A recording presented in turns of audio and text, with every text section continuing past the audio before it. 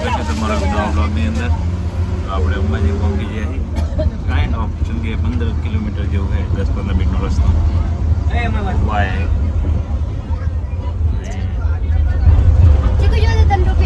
માપ લે છે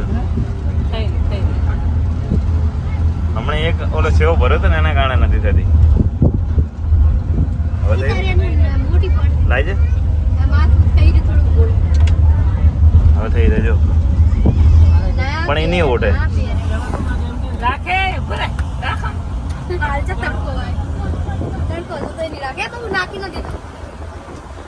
જેવો બારી નાખી દે. અરે તા મમ્મી ના તા મમ્મી ને ગરમી લાગે પહેલે.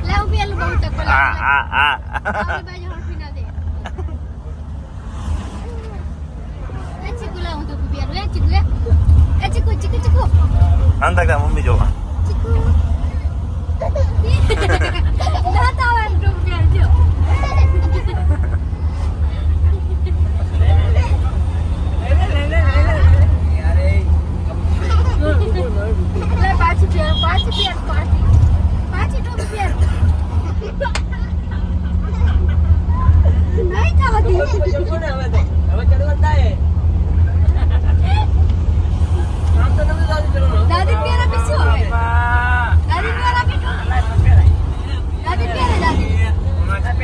ભાઈ તું માથે મેક તું માથે મેક ખાલી મેક.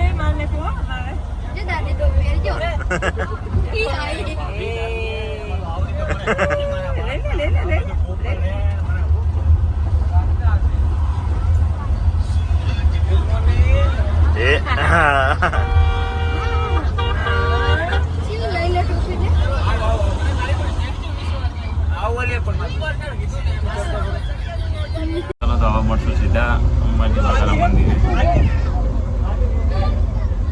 હવે અમે આવી ગયા છે કોટેશ્વર મહાદેવ મંદિર. છે કોટેશ્વર મહાદેવનું મંદિર.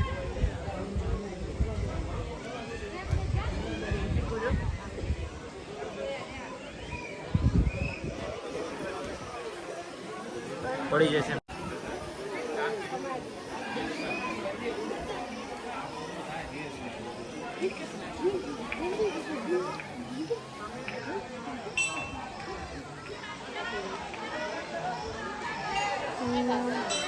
બાળકો નાહી રહ્યા છે.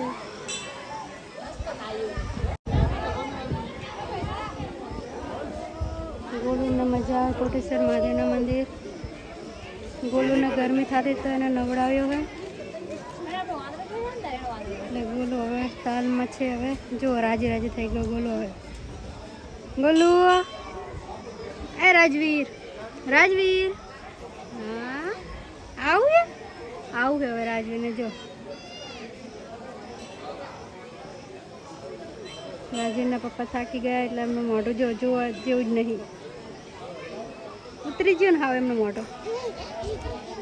થાકી જાય એટલે એમનું મોઢું હાવ ઉતરી જાય. આ સ્માઇલ હે ને, સ્માઇલ સારું પારી. આપણને ઠંડુ પાણી પીવાનું છે. ઠંડુ પાણી પીવાનું ગળદી એટલે હમણાં પીશું પડ્યું. અહીંયા જો ડુંગર નીચે કેટલું સુંદર ઘર છે, નાનકડું. અહીંયા રહેવાની મજા નહીં આવતી ને આપણે ઘર હોય તો. ડુંગર ઉપર રહેવા જવા છે. ડુંગર ઉપર ને હેડો આવશું કોઈક વાર. આ ડુંગર ઉપર જવાનું હોય, આ ડુંગર ઉપર રહેવા આવવાનું હોય.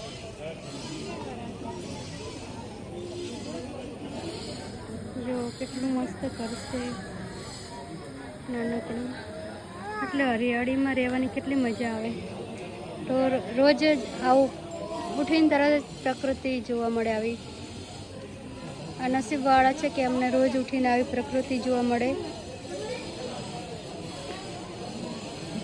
પેલું પાણી હતું ને જે બધું નાહતા હતા ને લોકો, એ પાણી બધું અહીંયા આવે અહીંથી અહીંયા જાય છે.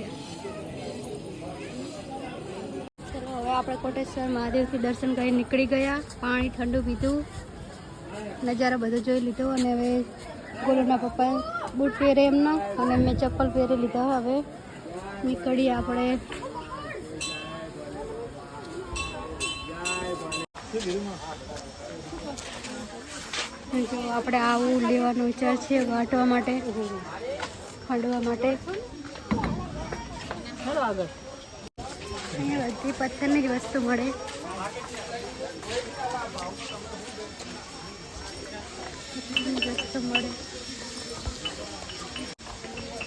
આ જો સિંહ કેવા પથ્થરના બનાવેલા છે, બહુ મસ્ત.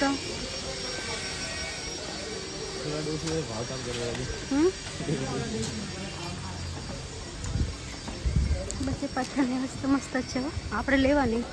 આ રીતના પથ્થર હોય, આ પથ્થરમાંથી બધી કળા કરે છે. તો આપણે શક્તિ દ્વાર પર છીએ, અંબાજી આવી ગયા છે. માતા રાણી બિરાજમાન છે બારે. અંદર અત્યારે મંદિર બંધ છે, સાંજે 7 વાગે ખુલશે એમ કે છે બધા. મંદિર કેવું ચમકે, જો કેવું મસ્ત ચમકે મંદિર.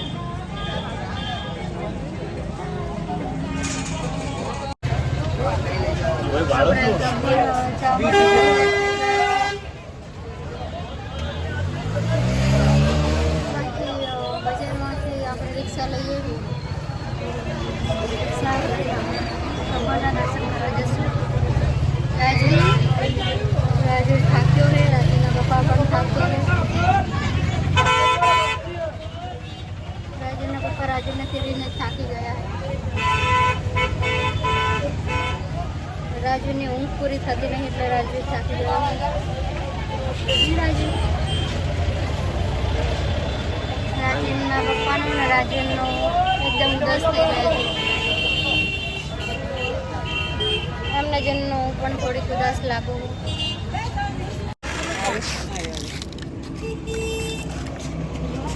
તો ફાઇનલી આપણે ઘરે આવી જાય.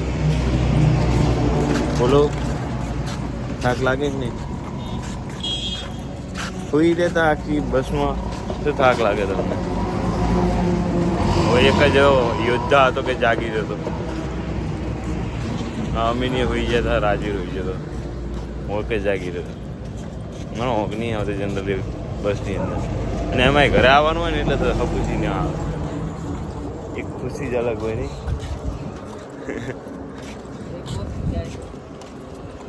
રાતના વાગ્યા 3 આવી ગયા ઘરે આપણે.